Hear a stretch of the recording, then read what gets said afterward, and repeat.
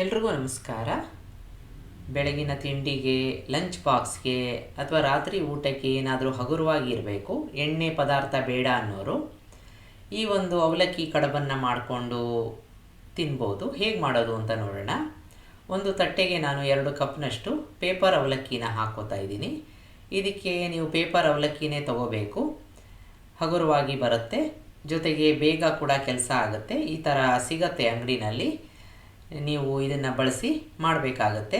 2 ಕಪ್ನಷ್ಟು ಹಾಕ್ಕೊಂಡಿದ್ದೀನಿ. ಅದನ್ನು ಮಿಕ್ಸಿ ಜಾರ್ಗೆ ಹಾಕ್ಕೊಂಡು ತರ್ತರಿಯಾಗಿ ಪುಡಿ ಮಾಡ್ಕೋಬೇಕು, ತುಂಬ ಹಿಟ್ಟು ಥರ ಬೇಡ. ಈಗ 2 ಕಪ್ಪು ನಾನು ಪುಡಿ ಮಾಡ್ಕೊಂಡಿದ್ದಕ್ಕೆ 3/4 ಕಪ್ನಷ್ಟು ತರಿಯಾಗಿದೆ. ಕೈಯಲ್ಲಿ ಮುಟ್ಟಿ ನೋಡಿ ನೀವು ಆನಂತರ ಅದನ್ನು ಮಿಕ್ಸಿಯಿಂದ ತೆಗಿಬೇಕು. ಈಗ 3/4 ಕಪ್ಪು ತರಿಗೆ 1/4 ಕಪ್ನಷ್ಟು ಚಿರೋಟಿ ರವೆನ ಹಾಕ್ಕೋತಾ ಇದ್ದೀನಿ. ಈ 1/4 ಕಪ್ಪು ಚಿರೋಟಿ ರವೆನ ಬಾಣಲೆನಲ್ಲಿ ಡ್ರೈ ರೋಸ್ಟ್ ಮಾಡ್ಕೊಳ್ಳೋಣ. ಸ್ವಲ್ಪ ಬೆಚ್ಚಗಾದರೆ ಸಾಕು, ತುಂಬ ಹುರಿಯೋ ಅವಶ್ಯಕತೆ ಇಲ್ಲ. ಕೈಯಲ್ಲಿ ಮುಟ್ಟಿ ನೋಡಿದಾಗ ಬಿಸಿಯಾಗಿದೆ ಅಂತಾದರೆ ಸಾಕು. ಈಗ ಒಂದು ಸಲ ಚೆಕ್ ಮಾಡಿ ನೋಡಿಕೊಂಡು ಸ್ವಿಚ್ ಆಫ್ ಮಾಡ್ಕೊಂಬಿಡೋಣ. ಈಗ ಈ ಥರ ಮುಟ್ಟು ನೋಡಿದಾಗ ನಿಮಗೆ ಗೊತ್ತಾಗುತ್ತೆ, ಚೆನ್ನಾಗಿ ಬಿಸಿಯಾಗಿರುತ್ತೆ. ಇದನ್ನು ಒಂದು ಪಾತ್ರೆಗೆ ಹಾಕ್ಕೊಂಡಿದ್ದೀನಿ, ಜೊತೆಗೆ ಅವಲಕ್ಕಿ ತರಿ ಕೂಡ ಹಾಕ್ಕೊಂಡಿದ್ದೀನಿ. ರುಚಿಗೆ ತಕ್ಕಷ್ಟು ಉಪ್ಪನ್ನು ಹಾಕ್ಕೋತಾ ಇದ್ದೀನಿ. ಮಿಕ್ಸ್ ಮಾಡಿಕೊಂಡು ಚೆನ್ನಾಗಿ ನೀರು ಕಾಯಿಸ್ಕೊಂಡು ಇಟ್ಕೊಂಡಿದ್ದು ಅರ್ಧ ಕಪ್ನಷ್ಟು ಹಾಕ್ಕೋತಾ ಇದ್ದೀನಿ. ಒಟ್ಟಿಗೆ ಹಾಕ್ಕೊಳ್ಳೋದು ಬೇಡ, ಯಾಕೆಂತಂದರೆ ನೀರಾಗಿ ಆಗಬಾರ್ದು. ಹಾಗಾಗಿ ನೋಡಿಕೊಂಡು ಬಿಸಿ ನೀರನ್ನು ಹಾಕ್ಕೋಬೇಕು. ಈಗ ಗಟ್ಟಿಯಾಗಿದೆ, ಹಾಗಾಗಿ ಮತ್ತೆ ಅರ್ಧ ಕಪ್ನಷ್ಟು ಅಥವಾ 1/4 ಕಪ್ನಷ್ಟು ಹಾಕ್ಕೋತಾ ಹೋಗಬೇಕು. ಒಟ್ಟಾರೆಯಾಗಿ ಕಲಿಸಿದಾಗ ಒಂದು ಉಂಡೆ ರೀತಿ ಬರಬೇಕು. ಈಗ ಕಲಿಸ್ಕೊಂಡಿದ್ದಾಗಿದೆ ಬಿಸಿನೀರಲ್ಲಿ. ಇದನ್ನು ಚೆನ್ನಾಗಿ ನೆನೆಯೋಕ್ಕೆ ಬಿಡೋಣ. ಒಂದು 10 ನಿಮಿಷನಾದರೂ ಬಿಡಬೇಕು. ಮುಚ್ಚಿ ಬಿಟ್ಟಿದ್ದೀನಿ. 10 ನಿಮಿಷ ಆಗಿದೆ. ಮೆತ್ತಗಾಗಿರುತ್ತೆ. ತುಂಬ ಗಟ್ಟಿಯಾಗಿದೆ ಅಂತಂದರೆ ಮತ್ತೆ 1-2 ಸ್ಪೂನು ಬಿಸಿನೀರು ಬೇಕಾದ್ರೆ ಹಾಕ್ಕೊಂಡು ಕಲಿಸ್ಕೋಬೋದು. ಕೈಯಲ್ಲಿ ಒಂದು ಸಲ ಕಲಸಿ ನೋಡಿ ಆನಂತರ ಹಾಕ್ಕೋಬೇಕು. 1 ಸ್ಪೂನಷ್ಟು ಎಣ್ಣೆ ಹಾಕ್ಕೊಂಡಿದ್ದೀನಿ, ಅದು ಆಪ್ಷನಲ್ಲು, ಬೇಡದೆ ಹೋದರೆ ಸ್ಕಿಪ್ ಮಾಡ್ಬೋದು. ಎಲ್ಲವನ್ನು ಚೆನ್ನಾಗಿ ಮಿಕ್ಸ್ ಮಾಡ್ಕೊಂಡಿದ್ದೀನಿ. ಕೈಗೆ ಸ್ವಲ್ಪ ಎಣ್ಣೆನ ಹಚ್ಕೊಂಡು ಒಂದು ಸಣ್ಣ ನಿಂಬೆ ಹಣ್ಣಿನ ಗಾತ್ರದಷ್ಟು ಮಿಶ್ರಣನ ತಗೊಂಡು ನಿಮಗೆ ಯಾವ ಒಂದು ಆಕಾರ ಬೇಕೋ ಆ ಥರ ಕೊಟ್ಕೋಬೋದು. ನಾನಿಲ್ಲಿ ಈ ರೀತಿಯಾಗಿ ಮಾಡ್ಕೋತಾ ಇದ್ದೀನಿ. ಹಗುರವಾಗಿ ಇದನ್ನು ಈ ಥರ ಹೊರಳಿಸಿದಾಗ ಈ ಒಂದು ಆಕಾರಕ್ಕೆ ಬರುತ್ತೆ. ಮತ್ತೊಂದು ತೋರಿಸ್ತಾ ಇದ್ದೀನಿ.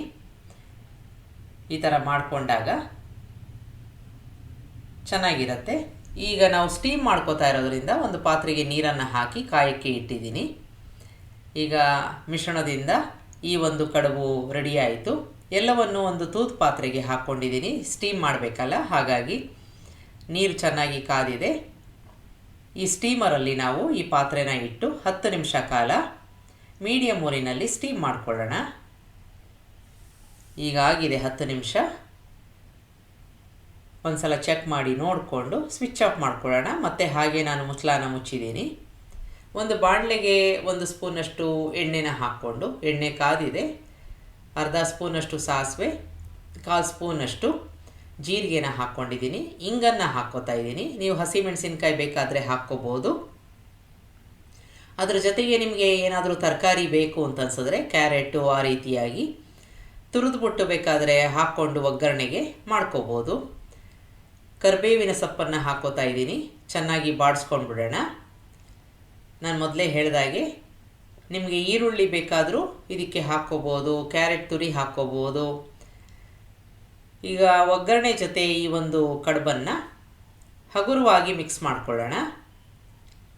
ಎಲ್ಲ ಕಡೆ ನಾವು ಹಾಕಿರೋ ಒಗ್ಗರಣೆ ಬರಬೇಕು. ಕೊತ್ತಂಬರಿ ಸೊಪ್ಪನ್ನು ಹಾಕ್ಕೊಂಡಿದ್ದೀನಿ. ಉಪ್ಪು ಬೇಕು ಅಂತ ಅನಿಸಿದ್ರೆ ಹಾಕ್ಕೋಬೋದು. ಈಗಾಗಲೇ ನಾವು ಹಿಟ್ಟಿಗೆ ಹಾಕಿದ್ವಿ, ಹಾಗಾಗಿ ನೋಡಿಕೊಂಡು ಹಾಕ್ಕೋಬೇಕು. ಚೆನ್ನಾಗಿ ಮಿಕ್ಸ್ ಮಾಡ್ಕೊಂಡಿದ್ದಾಗಿದೆ. ಸ್ವಿಚ್ ಆಫ್ ಮಾಡ್ಕೊಳ್ಳೋಣ. ನೋಡಿದ್ರಲ್ಲ, ಬೇಗ ರೆಡಿ ಆಗುತ್ತೆ. ಲಂಚ್ ಬಾಕ್ಸ್ಗೂ ನೀವು ತೊಗೊಂಡು ಹೋಗ್ಬೋದು. ಇದನ್ನು ಯಾವುದಾದ್ರೂ ಒಂದು ಚಟ್ನಿ ಜೊತೆ ನೀವು ಸರ್ವ್ ಮಾಡ್ಬೋದು. ತುಂಬಾ ರುಚಿಯಾಗಿರುತ್ತೆ. ತುಂಬ ಲೈಟಾಗಿ ಇರುತ್ತೆ, ನಿಮಗೆ ಹೆವಿ ಆಗಲ್ಲ. ಒಂದು ಸಲ ಮಾಡಿ ನೋಡಿ.